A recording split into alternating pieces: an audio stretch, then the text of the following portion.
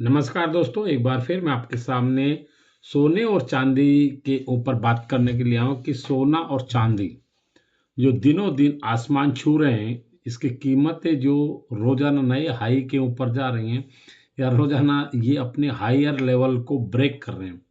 तो ऐसा क्यों हो रहा है, इसी की जानकारी मैं आपको इस वीडियो में देता हूँ। और वीडियो में जानकारी पसंद आए तो शेयर जरूर करना। और मैं आपको बहुत ही सटीक जानकारी देने जा रहा हूँ सोने और चांदी के ऊपर। चांदी शायद जनवरी 2026 में 3 लाख रुपए के आसपास पहुंच जानी चाहिए ये रिटेल मार्केट में। अब एमसीएक्स के ऊपर भी ये लगभग 3 लाख के ऊपर ही पहुंच जाएगी जनवरी 2026 में। ऐसा हो सकता है। इसका एक रीजन मैं आपको दे देता हूं। इसका रीजन ये है कि 1 जनवरी 2026 से चांदी के ऊपर चाइना एक्सपोर्ट करना बंद कर देगा, क्योंकि पूरे वर्ल्ड का 60% चांदी सिर्फ और सिर्फ अकेले चाइना लोगों को देता है या हर एक देश को एक्सपोर्ट करता है। तो चाइना ने एक बड़ा निर्णय लिया है और 1 जनवरी 2026 से चाइना एक्सपोर्ट करना बंद कर देगा। सिर्फ उन्हीं एक्सपोर्टरों को ही वो एक्सपोर्ट करेगा जो सरकार से रजिस्टर्ड है या जो बड़े लेवल के हैं, जिनके पास सारी मतलब क्राइटेरिया पूरा करते हैं एक्सपोर्ट इंपोर्ट या खरीदने बेचने का। सिर्फ उन्हीं के माध्यम से चाइना चांदी के ऊपर बिजनेस करेगा। दूसरा, जो चांदी जो अचानक से या 2 लाख 3 लाख तक पहुंचने का जो पोटेंशियल रखता है, उसका एक रीजन और है कि चाइना का मतलब सॉरी, चांदी का इंडस्ट्रियल यूज।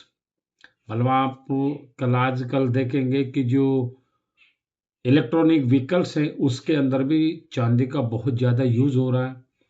और जो एआई का ज़माना है, एआई में भी जो जितने बड़े बड़े सॉफ्टवेयर बन रहे हैं या जितने बड़े बड़े जो इनके कंडक्टर बन रहे हैं, उन सब के अंदर चांदी और सोना का बहुत ही ज़बरदस्त यूज हो रहा है। और इसका यूज होने का कारण ये है कि चांदी और सोना बहुत ज़्यादा हीट ऑब्जर्व करता है। और इसी वजह से एआई के जो ये कंडक्टर बनते हैं या फ्यूज वगैरह जो बनते हैं, वो बहुत लंबे समय तक काम करते हैं। तो इसीलिए जब इंडस्ट्रियल यूज जब चांदी का बना है, तो चांदी आप देखेंगे कि पिछले 2 साल के अंदर अंदर ये रिकॉर्ड हाई के ऊपर पहुंच गया। और पॉसिबल है शायद जनवरी 2026 में ये 3 लाख के आसपास नजर आ जाए। रहा सवाल सोने का, तो सोना भी तकरीबन 2 लाख के आसपास पहुंचने के चांसेज हैं। लेकिन ये इतना सब मैंने जो आइडिया दिए, इनका एक और रीज़न है कि चांदी और सोना पहले जो मतलब आज से 2 साल पहले तक सिर्फ और सिर्फ एक पहनने या आभूषण के तौर पे ही काम आ रहा था। लेकिन जो इसका इंडस्ट्रियल यूज बढ़ा, इंडस्ट्रियल यूज बढ़ते ही इसकी कीमतों में एक तरह से ब्लास्ट होना शुरू हो गया। अब रहा सवाल, मैं आपको एक और चीज़ से अवगत करा देता हूँ कि जो चीज़ या जो कीमत मार्केट में बढ़ती है, क्योंकि फिजिकल चांदी इस वक्त मार्केट में नहीं है, ओनली पेपर के ऊपर चांदी है। मतलब फिजिकल मार्केट में ना तो खरीदने वाला है और ना ही बेचने के लिए सप्लाई है, क्योंकि सप्लाई बहुत शॉर्ट हो चुकी है चांदी की। मतलब मार्केट के अंदर देखेंगे नई चांदी है ही नहीं, खरीदने वालों के लिए नई चांदी की कोई जगह ही नहीं है। तो इसके लिए ये दिनों दिन रोजाना नए हाई के ऊपर जा रहे हैं।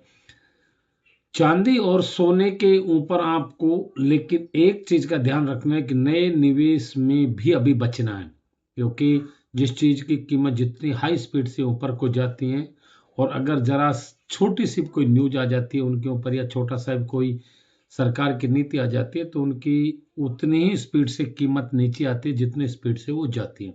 तो मैं नए नए निवेशकों को ये भी सलाह दूंगा कि चांदी और सोने में नई खरीदारी करने के लिए थोड़ा सा वेट एंड वॉच करना है। और अभी चांदी की स्थिरता को देखना है, चांदी कहाँ पे स्थिर होती है। क्या वो 2 लाख पे स्थिर होती है, 2.5 लाख पे होती है, 3 लाख पे होती है?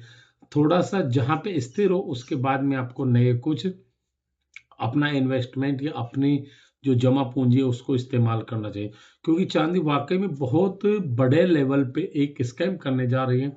और ये स्कैम हो सकता है शायद 1980 में भी ऐसा हुआ था, 1980 में भी, जब हंट बंधुओं ने अचानक से मार्केट के अंदर बहुत सारी चांदी को मतलब अपना सारा जो पैसा था कर्जा लेकर के, लोन लेकर के, और हंट बंधुओं ने भी 1980 में लगभग पूरी चांदी के ऊपर अपना कंट्रोल कर लिया था।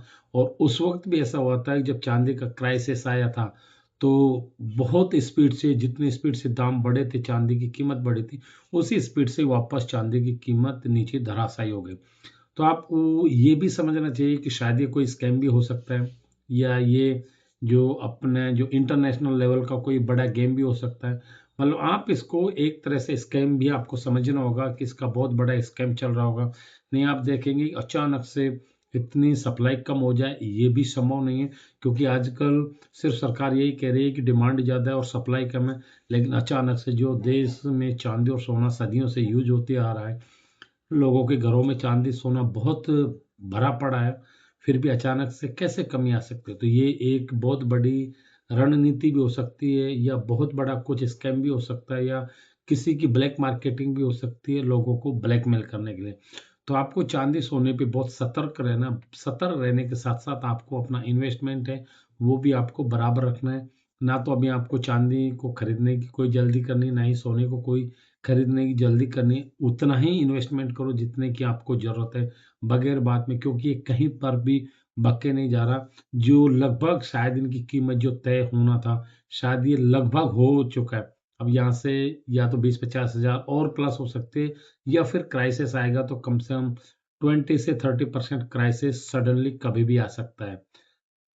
वीडियो में मेरे द्वारा दी गई जानकारी अच्छी लग रही हो तो वीडियो को शेयर करना जरूरी है, ताकि मेरी बात सभी लोगों तक पहुंच जाए, और जो चांदी या सोने में नए इन्वेस्टमेंट करने वाले हैं वो थोड़े से सतर्क रह जाए।